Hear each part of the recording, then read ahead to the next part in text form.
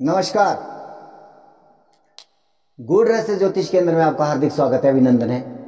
प्रिय बंधुओं, सबसे पहले आप सभी को हार्दिक धन्यवाद जिन्होंने कि मेरे इस YouTube चैनल को सब्सक्राइब किया, शेयर किया, इसमें कमेंट छोड़े। आप सभी विद्युत जनों को मेरा हार्दिक प्रणाम जिन्होंने कि मुझे मेरे इस YouTube चैनल पर कमेंट बॉक्स में मुझे आशीर्वाद प्रदान किया और मुझे आगे क्या करना चाहिए इसके लिए भी आप लोगों ने मुझे प्रेरित किया। आज पुनः मैं हाजिर हूं 2022 29 अप्रैल 7:52 सुबह के। शनि अपनी साधारण राशि मकर को छोड़ करके कुंभ राशि में प्रवेश करने जा रहे हैं। हालांकि इसके ऊपर मेरा एक वीडियो ऑलरेडी ही अपलोड हो चुका है और उस वीडियो का लिंक यदि आपने नहीं देखा है तो मैं वह डिस्क्रिप्शन बॉक्स में मैं डालने का प्रयास करूंगा। आप वहां से उस वीडियो को भी देख लीजिएगा। मैंने उसमें राशियों के अकॉर्डिंग बात नहीं की है और हालांकि यहाँ पर भी इस वीडियो में भी मेरा फोकस कुछ और अलग हट करके करने का है। हालांकि ये वीडियो लगन पर आधारित है। आपके राशि को भी आप इसमें इंक्लूड कर सकते हो जहां पर आपका चंद्रमा विराजित है। विशेषता शनि का गोचर और शनि की महत्वता क्यों? क्योंकि शनि कर्म का कारक है। हम लोग इस भूमंडल पे, इस पृथ्वी पर हमारा जन्म हुआ है, वह कर्मों के आधार पर, यानी कि प्रारब्ध में जो पूर्व जन्म में हमने कर्म किए हैं उसको भोगने के लिए हम लोगों ने जन्म लिया है और अभी जो हम कर्म कर रहे हैं उसका भोग भी हमें भोगना है, अच्छे बुरे दोनों प्रकार के। शनि कर्म का कारक है। निश्चित तौर पर यह एक अत्यंत महत्वपूर्ण बिंदु है। कुछ लोग चंद्रमा से राशि फल हर रोज का दे रहे हैं, कुछ लोग लगनों पर दे रहे हैं, कोई किसी पर दे रहा। हालांकि गलत कोई नहीं है। कोई सर्वाष्टक बिंदुओं के अकॉर्डिंग भी फलादेश करते हैं, लेकिन मैंने जो अनुभव किया है वह सबसे गहरा, सबसे स्टिक जो मुझे दिखाई पड़ा है। लेकिन इस वीडियो को देखने के लिए भी आपको अपनी कुंडली देखनी आवश्यक है। मैं एक बात कहता हूं, कम खाओ अच्छा खाओ। अभी मैंने जो वीडियो अपलोड किया है उसमें कहा है कि शनि किस ग्रह के ऊपर से गोचर कर रहा है। क्या सकारात्मक परिणाम वहां पे हो सकते हैं, क्या नकारात्मक परिणाम वहां पे हो सकते हैं। एक सज्जन है, बहुत ही वरिष्ठ एस्ट्रोलॉजर हैं, जिन्होंने कि मुझे बहुत सारी अपनी रिसर्च के बारे में भी अवगत करवाया और मुझसे वह लगातार संपर्क में है और अभी मैं उनके साथ मिलकर के एक नक्षत्रों के आधार पर वो एक स्टडी कर रहे हैं। अभी मैं उनके लिए वक्त नहीं निकाल पा रहा हूं। बहुत पुराने एस्ट्रोलॉजर हैं, आपके यूपी देवरिया डिस्ट्रिक्ट से बिलोंग करते हैं। नाम है उनका गिरीश चंद्र मिश्र जी। मैं सबसे पहले हार्दिक प्रणाम करता हूं और उन्होंने मेरे पहले वीडियो को देखा। उस वीडियो में मैंने कहा कि यह मेरा पहला वीडियो है YouTube के ऊपर और निश्चित तौर पर मुझे घबराहट भी उसमें मैंने कहा कि मैं घबरा रहा हूं। लेकिन यह शब्द मैं आपको कहना चाहूंगा कि बोलने के मामले में जहां तक मेरी बात है, मैंने 19 साल तक वह मंच पर कार्य किया है, एक सिंगर के रूप में, एक साजिंदे के रूप में और वहाँ पर भी हम प्रमुख भूमिका निभाते रहे हैं। ऐसा नहीं है कि मुझे बोलने में कोई दिक्कत है, परेशानी है, लेकिन हाँ, कहीं ना कहीं जब आप किसी विषय को रखते हो तो वहाँ पर निश्चित तौर पर आपके ऊपर एक दबाव अवश्य होता है। जिस तरह से मेरे YouTube से बड़े बड़े विद्वान लोगों ने मुझे आशीर्वाद दिया है, निश्चित तौर पर वह उनका कद मुझसे बहुत बड़ा है, बहुत बड़ा कद है। मैं उनके चरणों की धूल हूँ।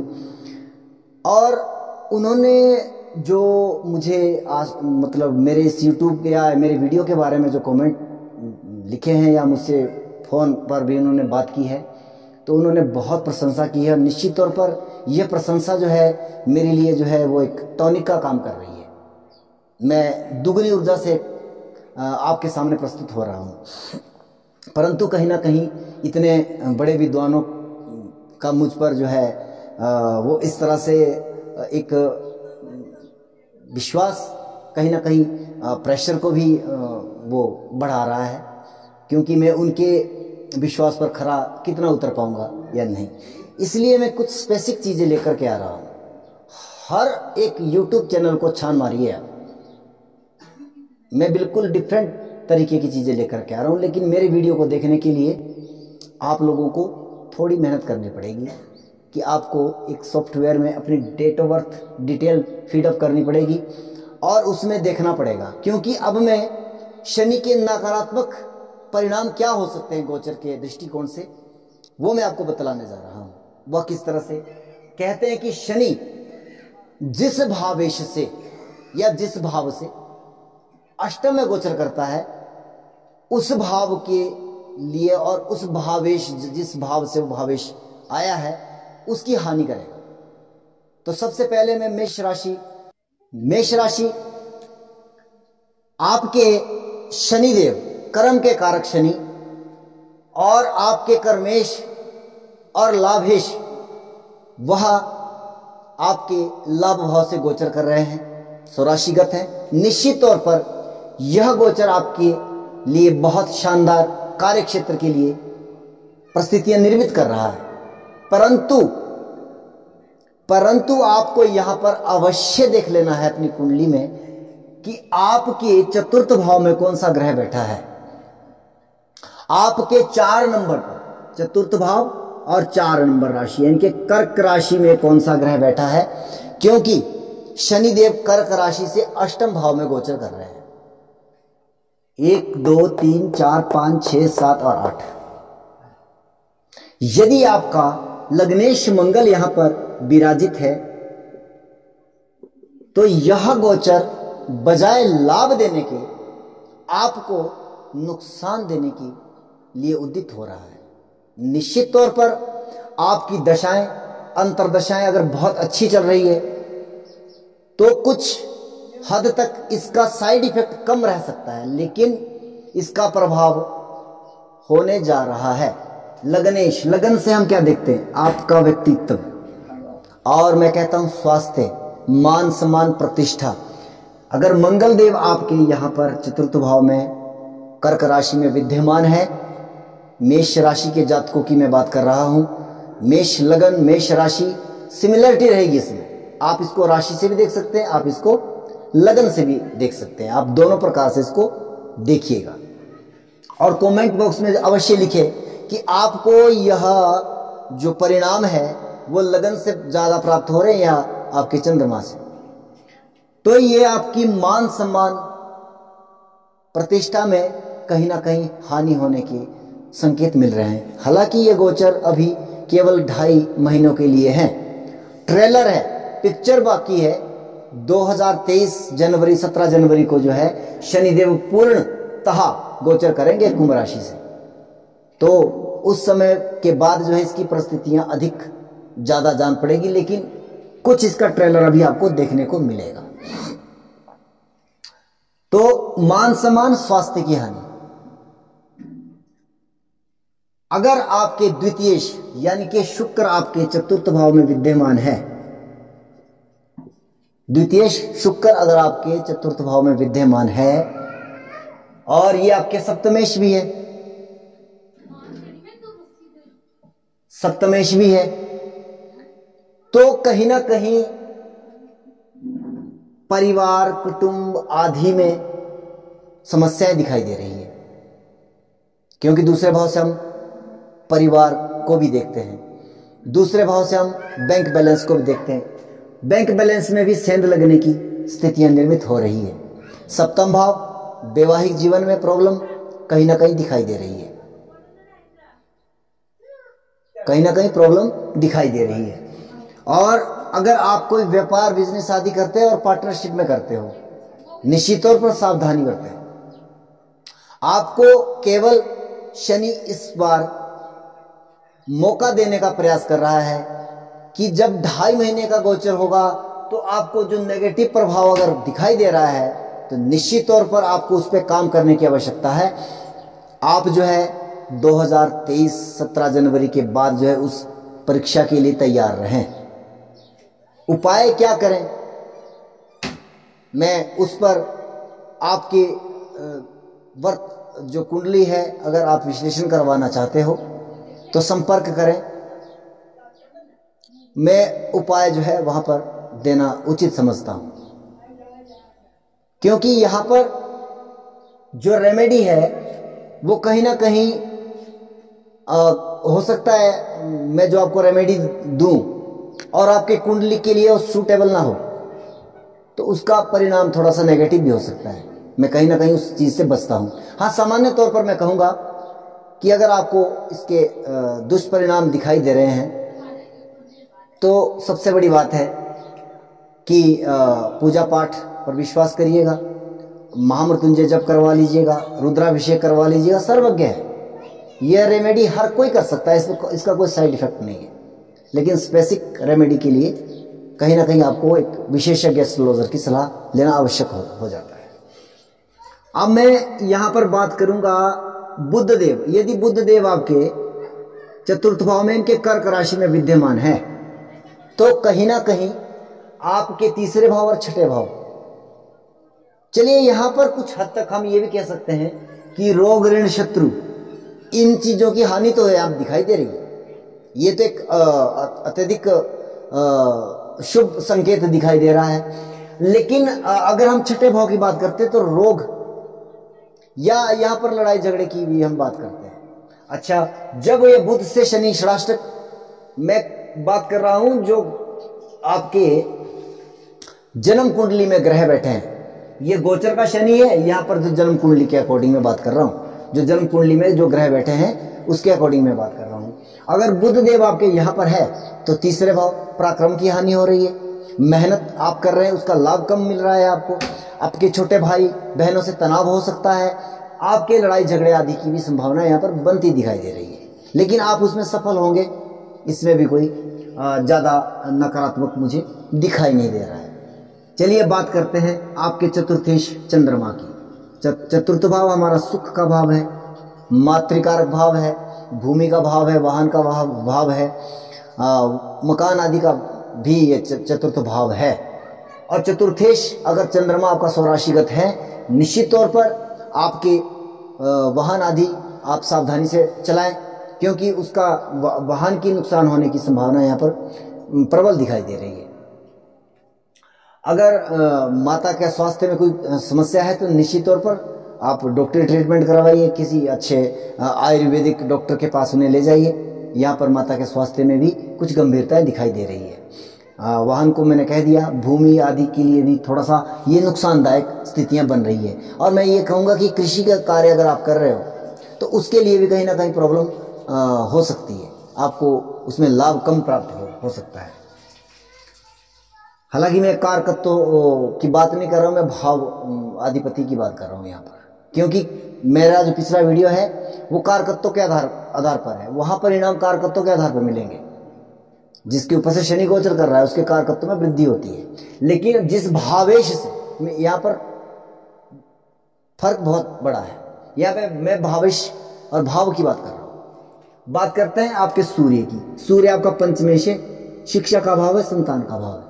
आपके सूर्य से शनिदेव अष्टम में गोचर कर रहे हैं, आपके पंचमेश से, क्षमा कीजिएगा, क्योंकि अगर मैं सूर्य बोलता हूं तो वहां पे कारकत्व की बात आ जाती है।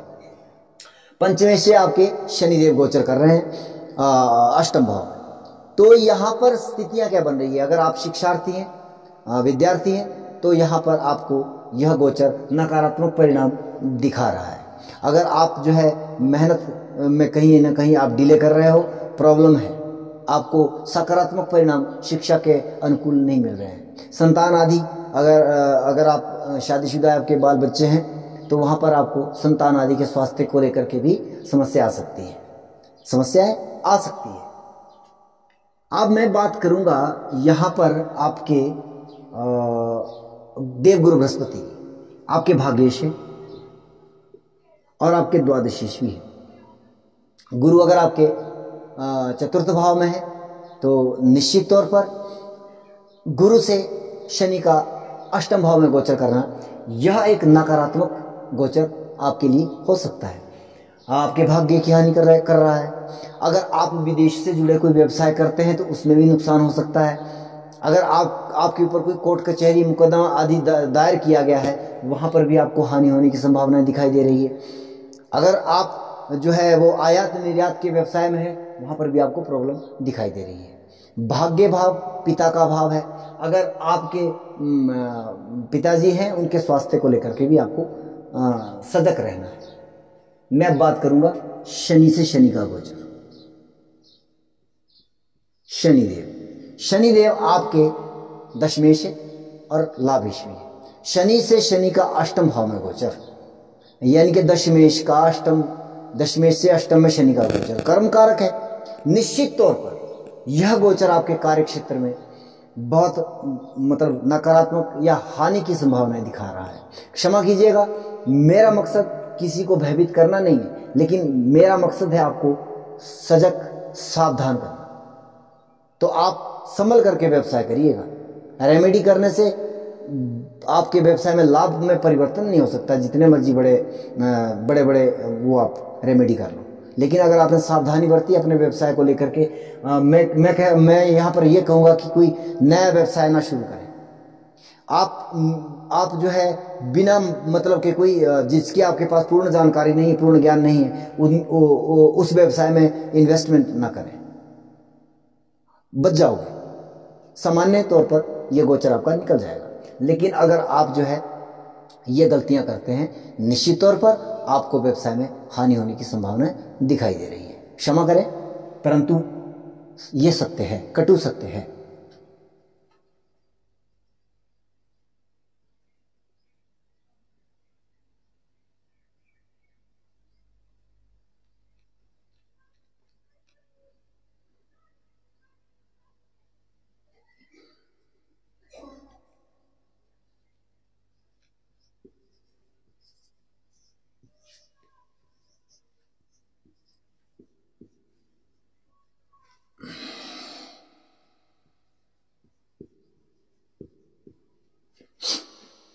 बात करते हैं वृषभ राशि वृषभ लगन।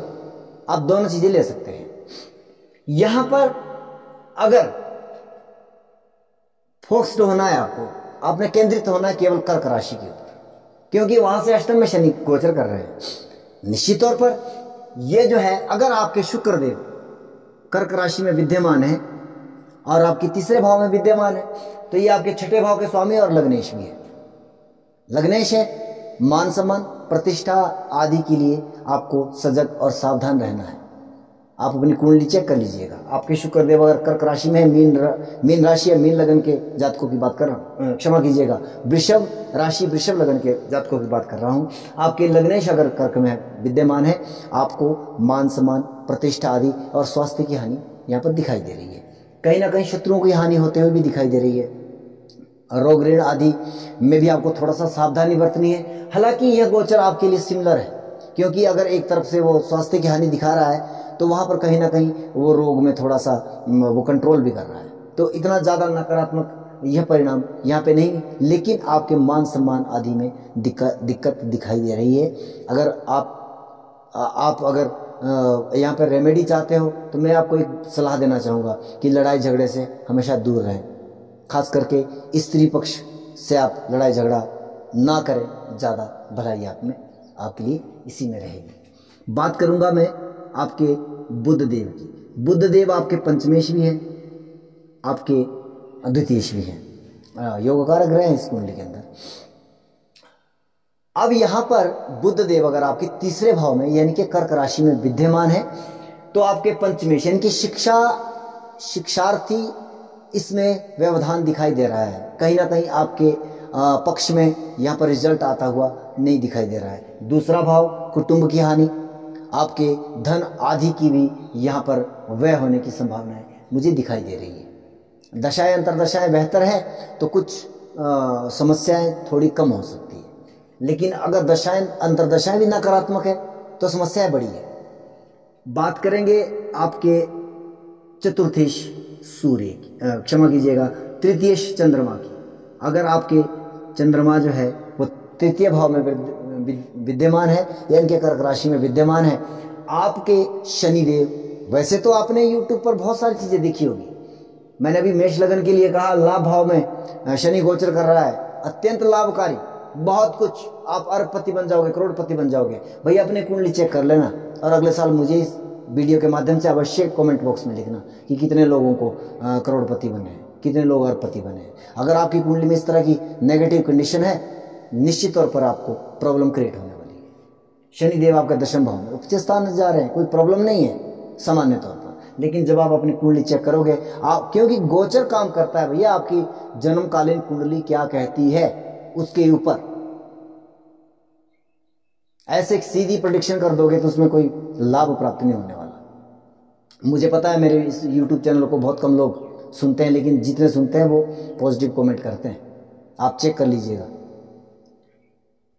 अब ये जो चंद्रमा है अगर आपका यहां पर है तो समस्याएं बड़ी है, आपको आपके मेहनत का परिणाम नहीं मिल रहा है, जबकि आपका शनिदेव आपके कर्म भाव से, कर्मेश आपका कर्म भाव से, भाग्येश आपका कर्म भाव से गोचर कर रहा है। अत्यंत शुभ होने वाला था ये गोचर आपके लिए, लेकिन क्या हुआ कि आपके चंद्रमा वहां पर विद्यमान है, प्रॉब्लम क्रिएट हो गई है। हालांकि मैं वो बात नहीं कर रहा हूं कि आपका व्यवसाय ठप हो जाएगा, क्षमा कीजिएगा, वो ऐसा शब्द मैं यूज नहीं करूंगा यहाँ पे। आपके जो जितनी आप मेहनत करोगे, जितनी अधिक मेहनत करोगे, आपको उसके अकॉर्डिंग लाभ थोड़ा कम प्राप्त होगा। जितनी आप अपेक्षा कर रहे हो उतना लाभ आपको नहीं मिलेगा। आपकी दौड़ धूप बढ़ सकती है, आपके छोटे भाई बहनों से मतभेद, लड़ाई झगड़े भी हो सकते हैं। तो इस तरह की सिचुएशन यहाँ पे आपके चंद्रमा के द्वारा निर्मित हो रही है। आपके चतुर्थेश सूर्य की बात करते हैं। आपके चतुर्थ भाव के स्वामी सूर्य है, चौथे भाव का स्वामी सूर्य। अब ये जो है इससे अष्टम में गोचर कर रहा है शनि, और चतुर्थ भाव हमारा वाहन, मकान आदि सुख सुविधाएं, भूमि, तो इन सब चीज़ों की जो है वो नकारात्मक परिणाम आपको प्राप्त हो रहे हैं। वाहन संभल करके चलाना है, क्योंकि वाहन की हानि कह रहा हूं, केवल वाहन को नुकसान हो सकता है। वाहन टकरा गया आपका कहीं, वार पार, दाएं बाएं, इधर उधर, डेंट पेंट, बहुत सारी चीजें और नकारात्मक इस तरह से हो सकता है। तो यहाँ पर आपको थोड़ा सा वाहन संभल करके चलाना है। मैं इनकार नहीं करूंगा कि आप घर बैठ जाओ, ऐसा नहीं है। तो चतुर्थ भाव में भूमि आदि के कार्य से जुड़े हैं, थोड़ा सा मेहनत अधिक करनी पड़ेगी, लाभ थोड़ा कम प्राप्त होगा। अच्छा, बात करते हैं आपके सप्तमेश और द्वादशेश मंगल की। सप्तम भावाधिपति जो मंगल जो है आपके तीसरे भाव में यदि विद्यमान है, कर्क राशि में विद्यमान है। मैं यहाँ ऊंच नीच वाली कहानी नहीं कह रहा हूं और मैं ज्यादा इस पर फोकस भी नहीं करता।